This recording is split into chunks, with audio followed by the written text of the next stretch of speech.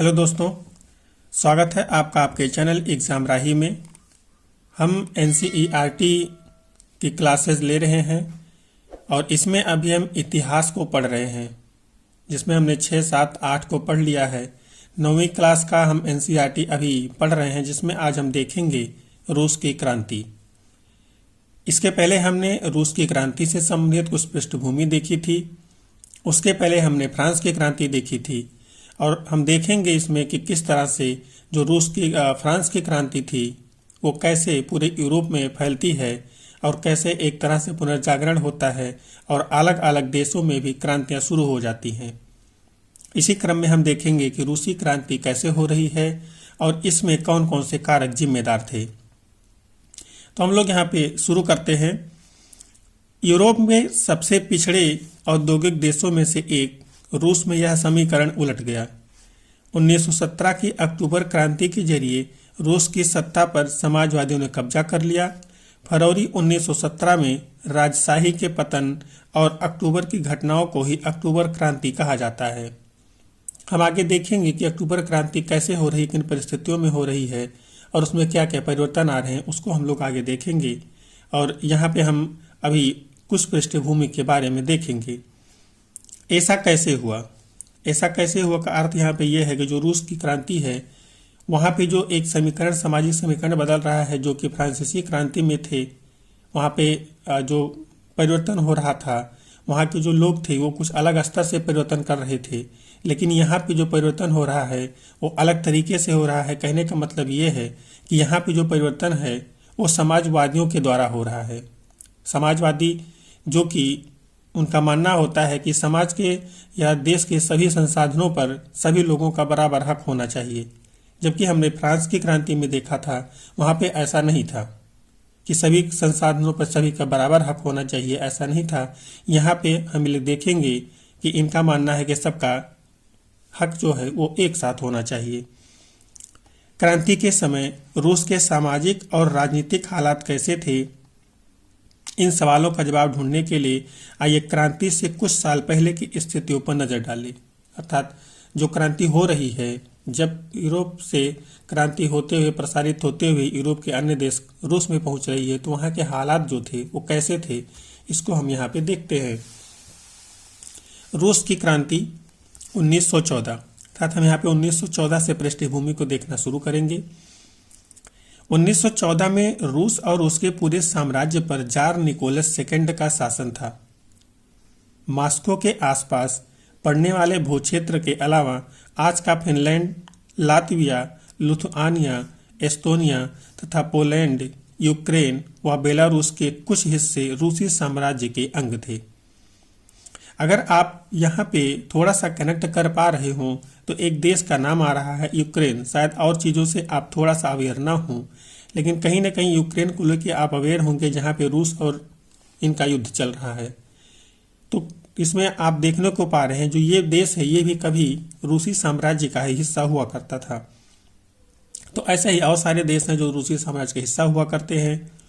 यह साम्राज्य प्रशांत महासागर तक फैला हुआ था और आज के मध्य एशियाई राज्यों के साथ साथ जॉर्जिया, आर्मेनिया व अजरबैजान भी इसी साम्राज्य के अंतर्गत थे।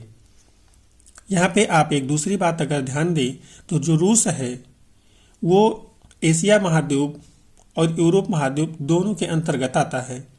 उसका आधा क्षेत्र यूरोप में आता है, आधा क्षेत्र एशिया में आता है, इसीलिए इसे कभी कभी यूरेशिया भी कहा जाता है। लेकिन जो रूस है वो अपने आप को यूरोप का ही देश मानता है। रूस में ग्रीक ऑर्थोडॉक्स चर्च से उपजी शाखा रूसी ऑर्थोडॉक्स क्रिश्चियनिटी को मानने वाले बहुमत में थे। ये एक शाखा है, मान्यता है, धर्म है कह लीजिए। जो इसको मानने वाले जो लोग हैं उनकी संख्या रूस में बहुमत में है, या यूँ कह लीजिए ये बहुसंख्यक है वहाँ पे। तो जो बहुसंख्यक है कहीं ना कहीं उनका सामाजिक प्रभाव है वो अलग होगा।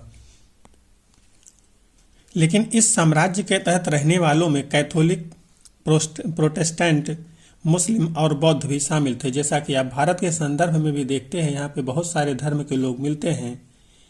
ऐसे ही यहाँ पर भी धर्म के मामले में जो ऑर्थोडॉक्स क्रिश्चियनिटी है उसको मानने वालों की संख्या बहुतायत है, लेकिन वहाँ पर भी उसके अलावा कैथोलिक, प्रोटेस्टेंट, मुस्लिम और बौद्ध लोग भी रहते हैं और इन लोगों का भी वहाँ पे एक तरह से समाज में स्थान है। तो हम लोग यहाँ पे देख रहे हैं कि कैसे जो रूस की धार्मिक स्थिति है वो है। अब आगे हम लोग देखेंगे इसकी अर्थव्यवस्था और समाज के बारे में। उसके पहले आपसे एक निवेदन है कि अगर आपको ये क्लास पसंद आ रहा हो तो वीडियो को लाइक करें, चैनल को सब्सक्राइब करें और ज़्यादा से ज़्यादा लोगों तक शेयर करें। NCERT रीडिंग का ये तरीका आपको नहीं मिलेगा जल्दी। आपको जो भी मिलते हैं क्रैक्स के रूप में मिलते हैं, जिसमें आपको बहुत सारी चीज़ें मिस करनी पड़ती है। यहाँ पे आपको NCERT में लिखे हुए एक एक शब्द से परिचित करवाया जा रहा है, जिससे आपका कुछ भी छूटे ना। इस तरह से आप पढ़ेंगे तो कहीं ना कहीं आपको जो एक कनेक्टिविटी है उसको करने में ज़्यादा आसान होगा। आप जब पढ़ने जाते हैं तो आपको कहा जाता है कि चीज़ों को आप कनेक्ट करके पढ़िए। तो भी हमने आपको पीछे कैसे यूक्रेन से संबंधित जो चीज़ें थी उसको कनेक्ट करवाया आज के रूस से। तो ऐसे ही हम आगे इन चीज़ों को कनेक्ट करते हुए चलेंगे। तो हम देखते हैं यहाँ पे अर्थव्यवस्था और समाज के बारे में। 20वीं सदी की शुरुआत में रूस की आबादी का एक बहुत बड़ा हिस्सा खेतीबाड़ी से जुड़ा हुआ था। रूसी साम्राज्य की लगभग 85% जनता आजीविका के लिए खेती पर ही निर्भर थी। यूरोप के किसी भी देश में खेती पर आश्रित जनता का प्रतिशत इतना नहीं था। उदाहरण के तौर पर फ्रांस और जर्मनी में खेती पर निर्भर आबादी 40-50% से ज़्यादा नहीं थी। रूसी साम्राज्य के किसान अपनी ज़रूरतों के साथ साथ बाजार के लिए भी पैदावार करते थे। रूस अनाज का एक बड़ा निर्यातक था। इसमें से सारी चीज़ें लगभग आज के दौर में भी मिलती हैं। रूस आज भी अनाज का निर्यातक है, बड़ा निर्यातक है। वहाँ पर भी किसान की जो संख्या है वो बहुतायत पाई जाती है। लेकिन यहाँ पे जो आपको कनेक्ट करना है वो ये करना है, ये सोचना है कि यहाँ पे जो बहुतायत जनसंख्या पाई जा रही है जो कि खेती से निर्भर, खेती पे निर्भर है, तो कहीं ना कहीं क्रांति में इनका बहुत बड़ा रोल होने वाला है। ये आप ध्यान रखिए और इन पॉइंट्स को आप जरूर ध्यान रखिए कि रूसी क्रांति के समय वहाँ की जो समाज है, अर्थव्यवस्था वो कैसा है, क्योंकि जब मेंस में आपके क्वेश्चन पूछा जाएगा तो आपको इन्हीं पॉइंट्स को बताना होता है। उद्योग बहुत कम थे। सेंट पीटर्सबर्ग और मॉस्को प्रमुख औद्योगिक इलाके थे। हालांकि ज़्यादातर उत्पादन कारीगर ही करते थे, लेकिन कारीगरों की वर्कशॉपों के साथ साथ बड़े बड़े कल कारखाने भी मौजूद थे। बहुत सारे कारखाने 1890 के दशक में चालू हुए थे, जब रूस के रेल नेटवर्क को फैलाया जा रहा था। उसी समय रूसी उद्योगों में विदेशी निवेश भी तेजी से बढ़ा था। इन कारकों के चलते कुछ ही सालों में रूस के कोयला उत्पादन में 2 गुना और स्टील उत्पादन में 4 गुना वृद्धि हुई थी। सन 1900 तक कुछ इलाकों में तो कारीगरों और कारखाना मजदूरों की संख्या लगभग बराबर हो चुकी थी। अब यहाँ पे आप देख रहे हैं किसी भी क्षेत्र में, किसी भी देश में अगर उद्योग का विकास हो रहा है, नई नई चीज़ें वहाँ पे विकसित हो रही हैं, तो निश्चित ही वहाँ पे जो उससे संबंधित चीज़ें होंगी उनकी मांग बढ़ेगी। तो जब वहाँ पे उद्योग विकसित हो रहे हैं, बहुत सारे निवेश वहाँ पे आ रहे हैं, तो निश्चित है कि उससे संबंधित जो कोयला था, क्योंकि उद्योगों को चलाने के लिए कोयला की आवश्यकता होती थी, तो कोयला उत्पादन जो है उसका उत्पादन कद बढ़ रहा है। साथ ही जो स्टील उत्पादन है, चूँकि बहुत सारी फैक्ट्रियाँ हो गई हैं, वो भी बढ़ रहे हैं। तो कहीं ना कहीं हम देखेंगे कि जहाँ भी विकास होगा वहाँ पे चीज़ें अपने आप बदलनी शुरू हो जाएंगी। आगे हम देखेंगे ज़्यादातर कारखाने उद्योगपतियों की निजी संपत्ति थे, क्योंकि आपने पीछे भी देखा था जो फैक्ट्रियां होती हैं या कारखाने होते हैं वो वही स्थापित कर पाते हैं जिनके पास पूंजी होती है। मजदूर उनको स्थापित नहीं कर सकते।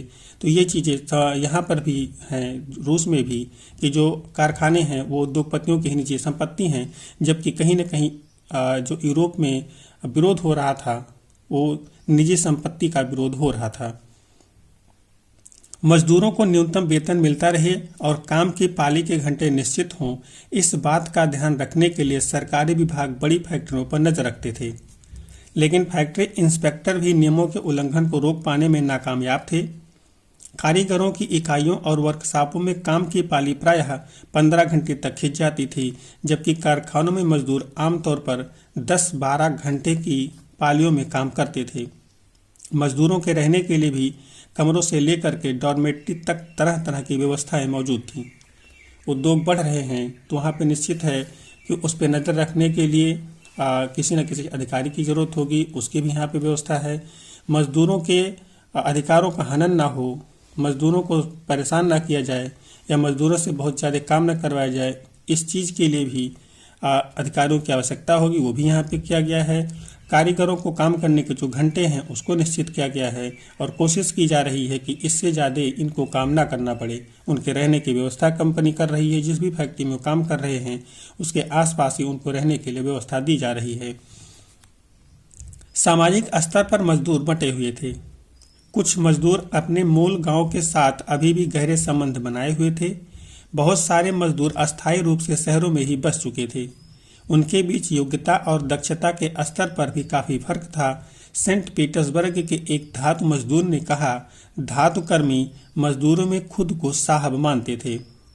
उनके काम में ज्यादा प्रशिक्षण और निपुणता की जरूरत रहती थी।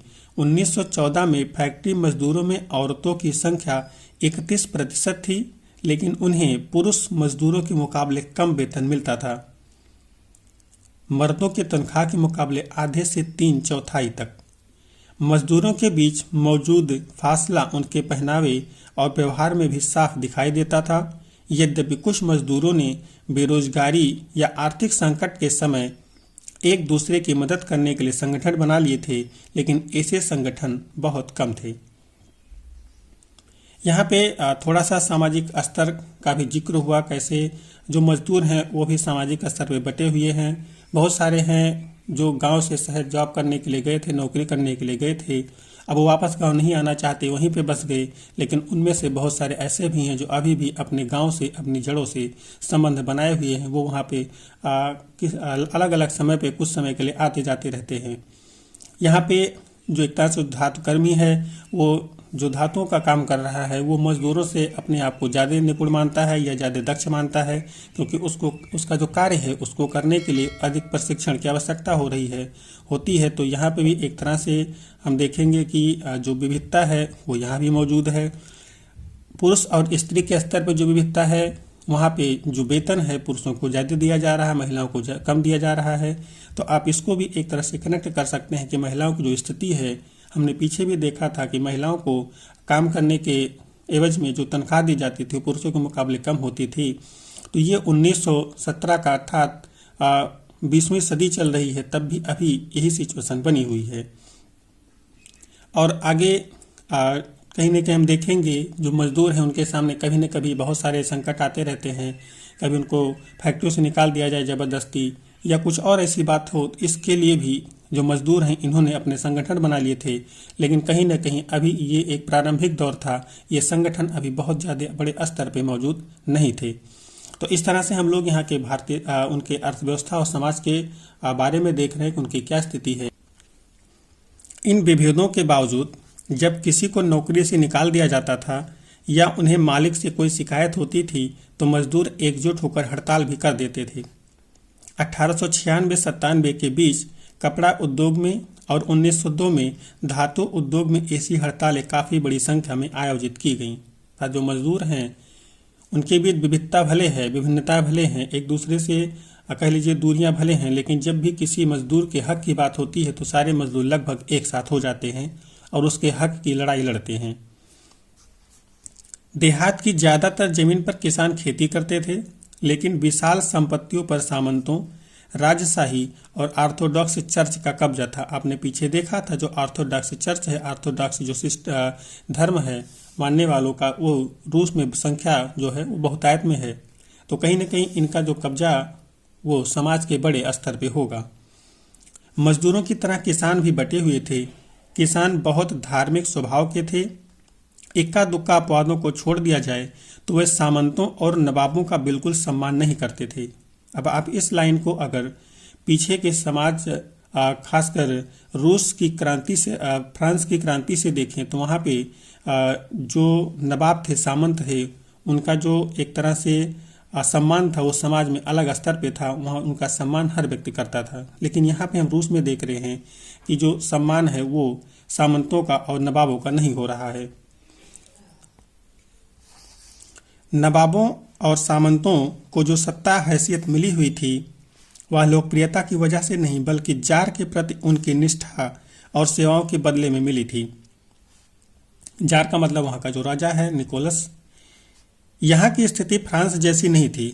मिसाल के तौर पर फ्रांसीसी क्रांति के दौरान ब्रिटेनी के किसान न केवल नवाबों का सम्मान करते थे बल्कि उन्होंने नवाबों को बचाने के लिए बाकायदा लड़ाइयाँ भी लड़ी।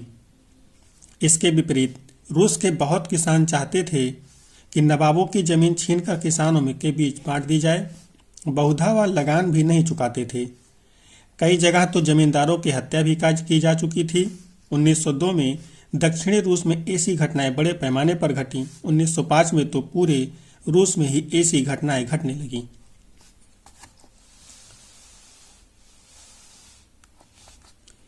रूसी किसान यूरोप के बाकी किसानों के मुकाबले एक और लिहाज से भी भिन्न थे।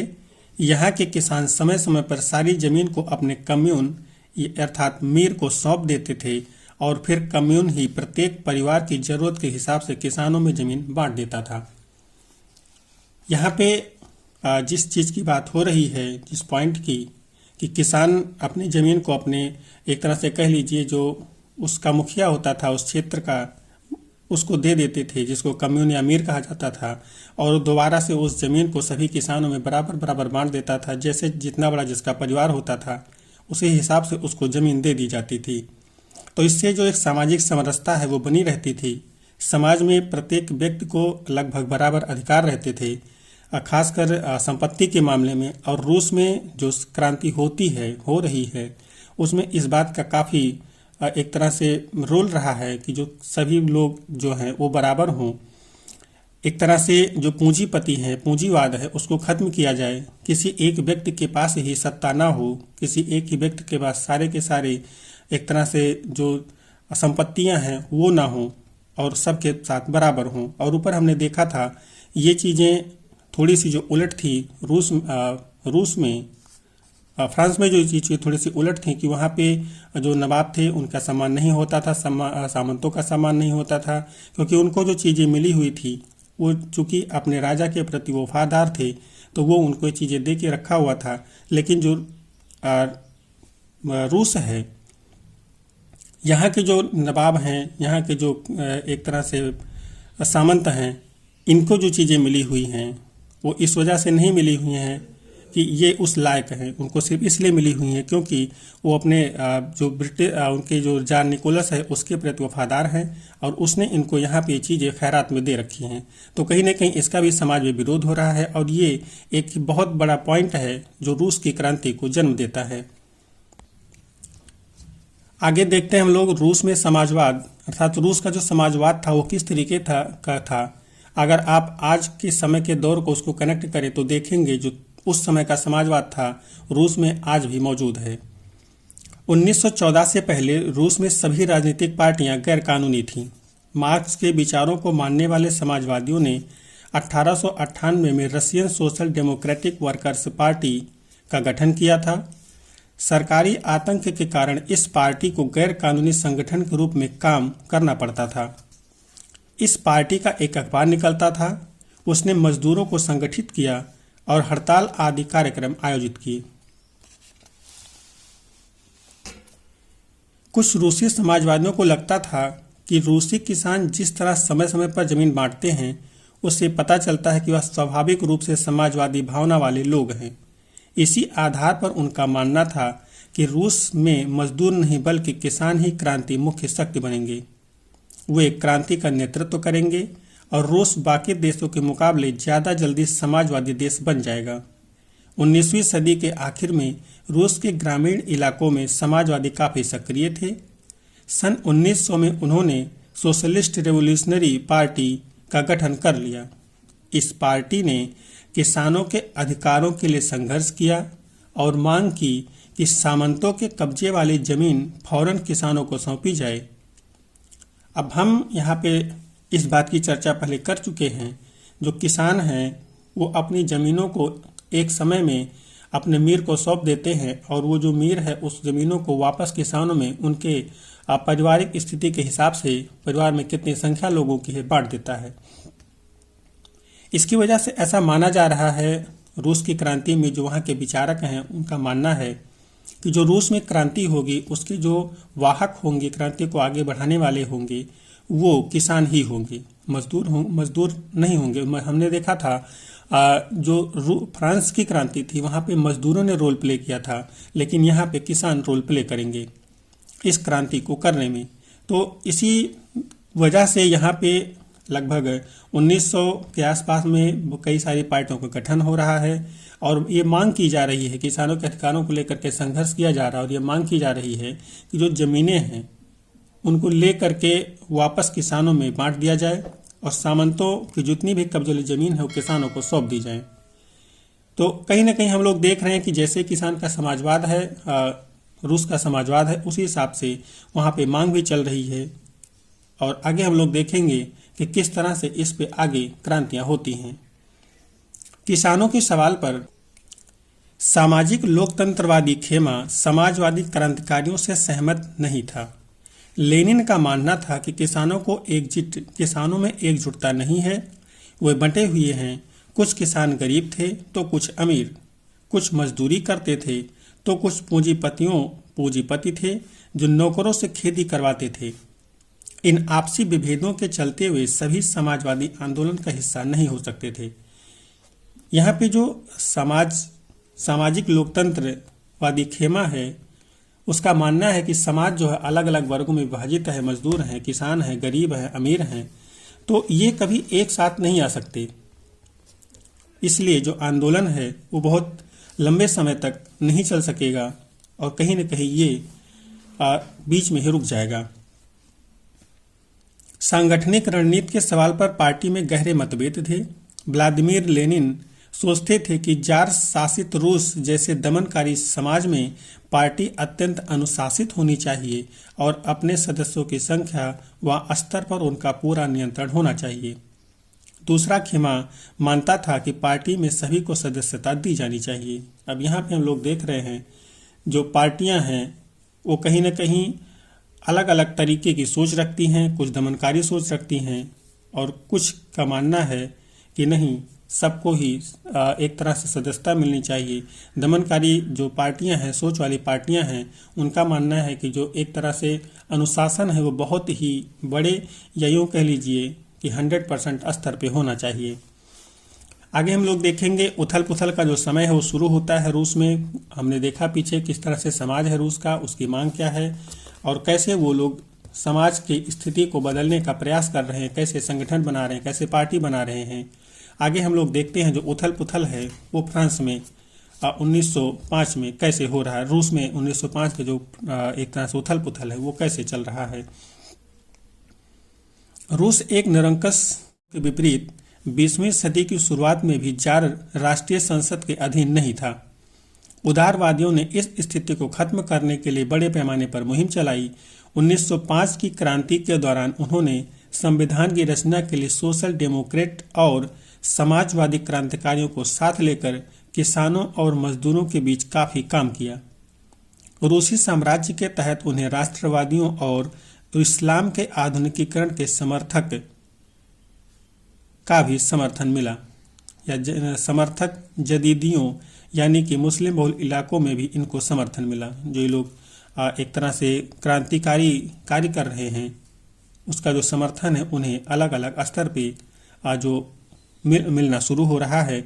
साथ ही इसी में हम लोग देखेंगे कि जो जार है, यहाँ का शासक है, जो एक तरह से जिसको संविधान हम कह लें, संविधान के हिसाब से शासन न करके वो अपने तरह से मनमाने तरीके से शासन कर रहा है, जिसकी वजह से उसका विरोध जो है वो एक समय बहुत ही बड़े स्तर पे होगा।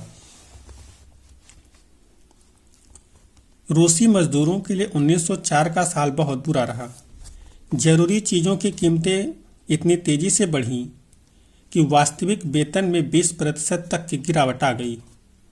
उसी समय मजदूर संगठनों के सदस्यता में भी तेजी से वृद्धि हुई। जब 1904 में ही गठित की गई असेंबली ऑफ रशियन वर्कर्स रूसी श्रमिक सभा के 4 सदस्यों को प्यूतिलो आयरन वर्क्स में उनकी नौकरी से हटा दिया गया तो मजदूरों ने आंदोलन छेड़ने का ऐलान कर दिया। अगले कुछ दिनों के भीतर सेंट पीटर्सबर्ग के 1,10,000 से ज़्यादा मजदूर काम के घंटे घटाकर 8 घंटे किए जाने, वेतन में वृद्धि और कार्य स्थितियों में सुधार की मांग करते हुए हड़ताल पर चले गए। अब यहाँ पे हम लोग देख रहे हैं कि जो 1905 की क्रांति का समय है, जो एक उथल पुथल है, उसका जो एक कहीं ना कहीं जड़ है वो इसमें है कि जो 1904 है, इसी समय जो जरूरी कीमतें चीज़ें हैं समाज के लिए, मजदूरों के लिए, उनमें बहुत तेज़ी से कीमतों में बढ़ोतरी आ जाती है, जिसकी वजह से जो इनका वेतन है वो कम हो जाता है। क्योंकि जब चीज़ें बहुत बढ़ जाएंगी तो वेतन जो भी होगा, अगर वेतन में वृद्धि नहीं होगी तो उसकी कीमत घट जाएगी। ये जो एक तरह से टर्म है, ये इकोनॉमी में आपको बेहतर समझ में आएगा। तो इसके बाद यहाँ पे हम लोग देखते हैं कि बहुत सारे समस्याओं का सामना फैक्ट्रियाँ भी कर रही हैं। कहीं ना कहीं जब कीमतें बढ़ रही हैं तो वहाँ पर भी उनको, मजदूरों को अब समस्या, लोगों को एक तरह से जॉब में रखने में दिक्कत हो रही है। यहाँ पे उन्होंने कुछ लोगों को जॉब से निकाल दिया है और इसी समय हम देखते हैं कि कैसे सारे मजदूर उसके साथ खड़े हो जाते हैं और उस फैक्ट्री के खिलाफ उन्होंने आंदोलन छेड़ दिया और इसमें 1,10,000 से ज़्यादा मजदूर ने भाग लिया। इसी दौरान जब पादरी गैपान के नेतृत्व में मजदूरों का एक जुलूस विंटर पैलेस या जार महल के सामने पहुंचा तो पुलिस और कोसैक्स ने मजदूरों पर हमला बोल दिया। इस घटना में 100 से ज़्यादा मजदूर मारे गए और लगभग 300 घायल हुए। इतिहास में इस घटना को खूनी रविवार के नाम से याद किया जाता है। 1905 की क्रांति की शुरुआत इसी घटना से हुई थी। सारे देश में हड़तालें होने लगीं। जब नागरिक स्वतंत्रता का अभाव का विरोध करते हुए विद्यार्थी अपनी कक्षाओं का बहिष्कार करने लगे तो विश्वविद्यालय भी बंद कर दिए गए। वकीलों, डॉक्टरों, इंजीनियरों और अन्य मध्य वर्ग के कामगारों ने संविधान सभा के गठन की मांग करते हुए यूनियन ऑफ यूनियंस की स्थापना कर दी। अब यहाँ पे हम देख रहे हैं कि कैसे मजदूर अपने मांग के लिए जार जो है, शासक जो है, उनके महल के सामने पहुँच रहे तो वहाँ पे पुलिस वहाँ पे उन पे एक तरह से हमला कर देती है, गोलियां चलवाती है। उसमें कुछ 100 लोग से ज़्यादा मारे जाते हैं, घायल होते हैं। इसी घटना को हम लोग खूनी रविवार के नाम से इतिहास में जानते हैं। और जो क्रांति है 1905 की, वो इसी के बाद शुरू हो जाती है। और इसमें जो समाज के तमाम सारे अलग अलग वर्ग हैं, जिसमें डॉक्टर हैं, इंजीनियर हैं, वकील हैं, ये तमाम लोग इस क्रांति के विरोध में संविधान सभा के गठन की मांग करते हैं और यूनियन ऑफ यूनियंस की एक तरह से स्थापना कर देते हैं। साथ ही जो विद्यालय के स्कूलों के बच्चे हैं वो स्कूलों को छोड़ दे रहे हैं, जिसकी वजह से स्कूलों को भी बंद कर देना पड़ रहा है। तो कहीं ना कहीं हम देख रहे हैं जो 1904-1905 का जो समय है, ये कहीं ना कहीं बहुत ही ज़्यादा उथल पुथल का है और जो क्रांति है वो यहीं से एक तरह से अपना जो जन्म है वो कर रही है। 1905 की क्रांति के दौरान जार ने एक निर्वाचित परामर्शदाता संसद या ड्यूमा के गठन पर अपनी सहमति दे दी। क्रांति के कुछ दिन तक फैक्ट्री मजदूरों की बहुत सारी ट्रेड यूनियनें और फैक्ट्री कमेटियां भी अस्तित्व में रहीं। 1905 के बाद ऐसी ज़्यादातर कमेटियां और यूनियनें अनधिकृत रूप से काम करने लगीं क्योंकि उन्हें गैर कानूनी घोषित कर दिया गया था। राजनीतिक गतिविधियों पर भारी पाबंदियां लगा दी गईं। जार ने पहली ड्यूमा को मात्र 75 दिन के भीतर और पुनर्निर्वाचित दूसरी ड्यूमा को 3 महीने के भीतर बर्खास्त कर दिया। वह किसी तरह की जवाबदेही या अपनी सत्ता पर किसी तरह का अंकुश नहीं चाहता था। उसने मतदान कानूनों में फेरबदल करके तीसरी ड्यूमा में रूढ़वादी राजनेताओं को भर डाला। उदारवादियों और क्रांतिकारियों को बाहर रखा गया।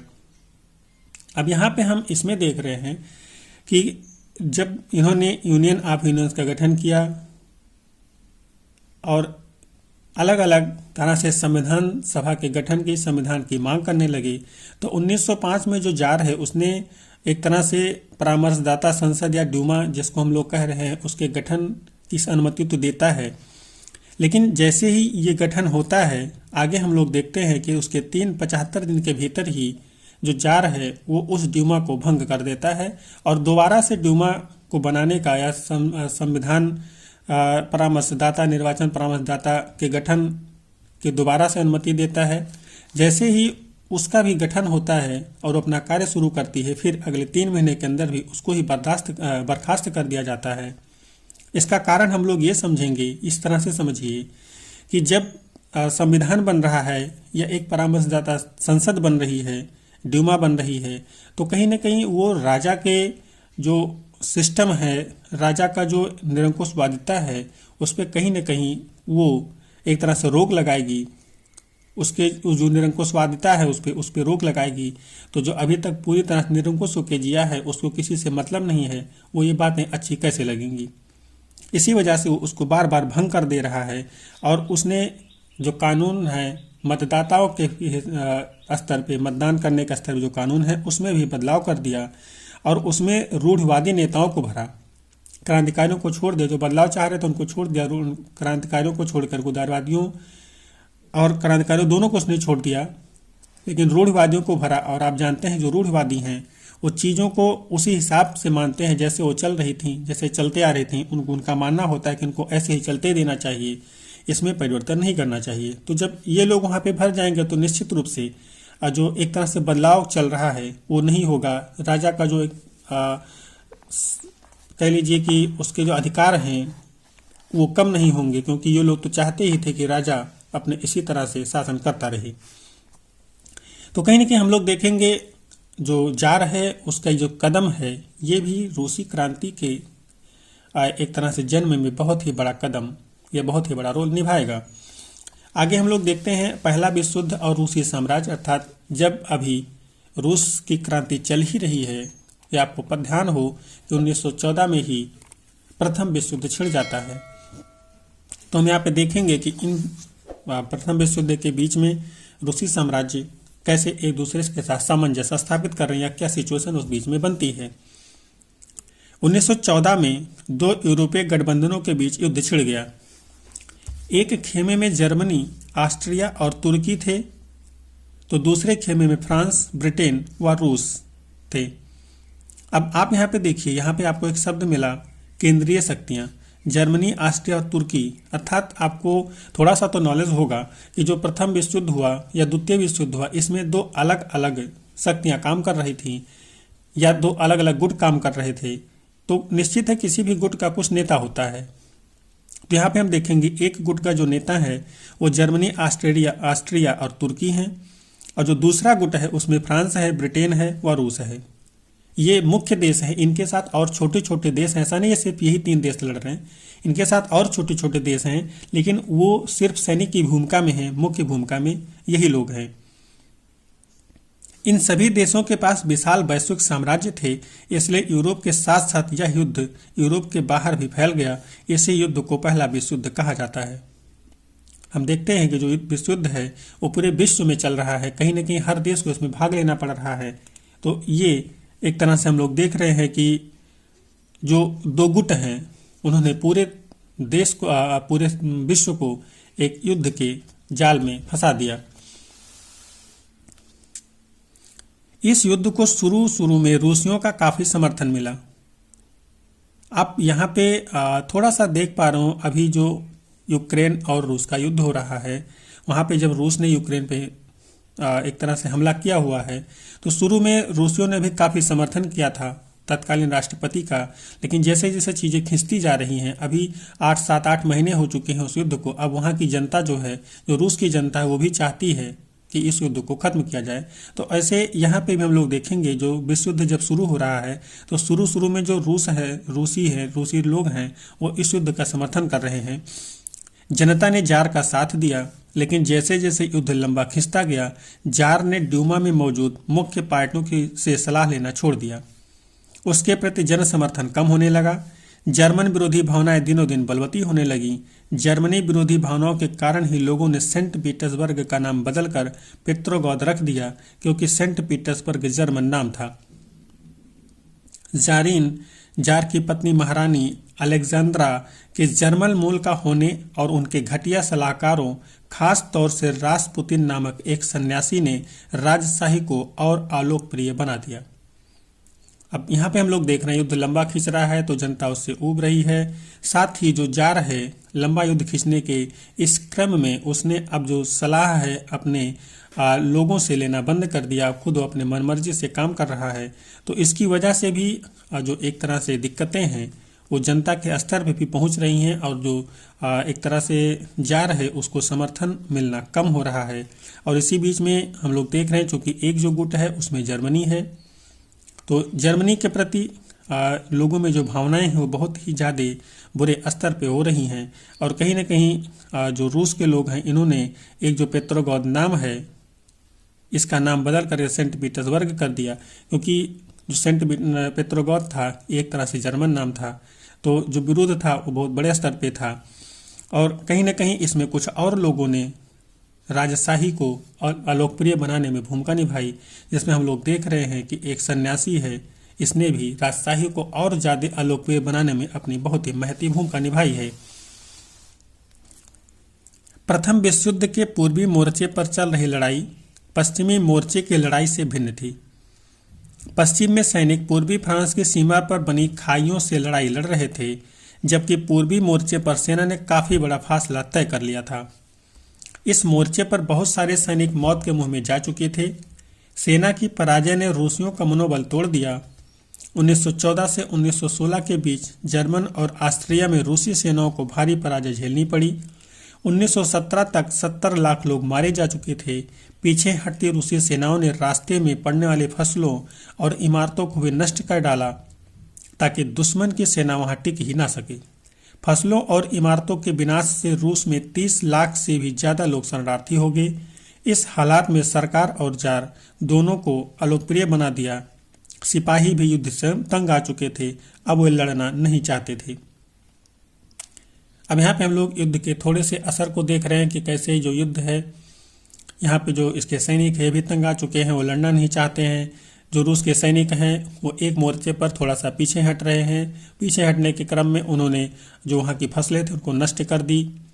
इस युद्ध में 70 लाख से ज़्यादा लोग मारे जा चुके हैं। तो कहीं ना कहीं हम लोग देख रहे हैं जो एक युद्ध है इसमें किस तरह से हानियाँ होती हैं, कैसे लोगों को इसका परिणाम भुगतना पड़ता है। अब सोचिए जहाँ पे फसलों को नष्ट कर दिया गया है वहाँ पे जो सरवाइव करने वाले होंगे, किसान होंगे, उनका क्या हाल हुआ होगा। वो भी कहीं ना कहीं अब शरणार्थी बन के रह गए होंगे, क्योंकि उनके पास भी खाने पीने की चीज़ें जो है वो खत्म हो चुकी होंगी। युद्ध से उद्योगों पर भी भारी बुरा असर पड़ा। रूस के अपने उद्योग तो वैसे भी बहुत कम थे, अब तो बाहर से मिलने वाली आपूर्ति भी बंद हो गई, क्योंकि बाल्टिक समुद्र में जिस रास्ते से विदेशी औद्योगिक सामान आते थे उस पर जर्मनी का कब्जा हो चुका था। यूरोप के बाकी देशों के मुकाबले रूस के औद्योगिक उपकरण ज़्यादा तेजी से बेकार होने लगे। 1916 तक रेलवे लाइनें टूटने लगीं। अच्छी सेहत वाले मर्दों को युद्ध में झोंक दिया गया। देश भर में मजदूरों की कमी पड़ने लगी और जरूरी सामान बनाने वाली छोटी छोटी वर्कशॉप ठप होने लगी। ज़्यादातर अनाज सैनिकों का पेट भरने के लिए मोर्चे पर भेजा जाने लगा। शहरों में रहने वालों के लिए रोटी और आटे की किल्लत पैदा हो गई। 1916 की सर्दियों में रोटी की दुकानों पर अक्सर दंगे होने लगे। निश्चित ही कभी भी अगर कोई युद्ध होगा तो उसका जो असर है वो एक क्षेत्र पर ना होकर के अलग अलग क्षेत्रों पर होगा, जिसमें जो सबसे बड़ा क्षेत्र होगा वो औद्योगिक क्षेत्र होगा। क्योंकि युद्ध के बाद में क्योंकि किसी भी देश के जो औद्योगिक क्षेत्र होते हैं सिर्फ उसी देश के नहीं होते, उसमें अलग अलग देशों के जो पूंजीपति होते हैं, उद्योगपति होते हैं, वहाँ करके वहाँ पे अपना जो उद्योग है स्थापित करते हैं।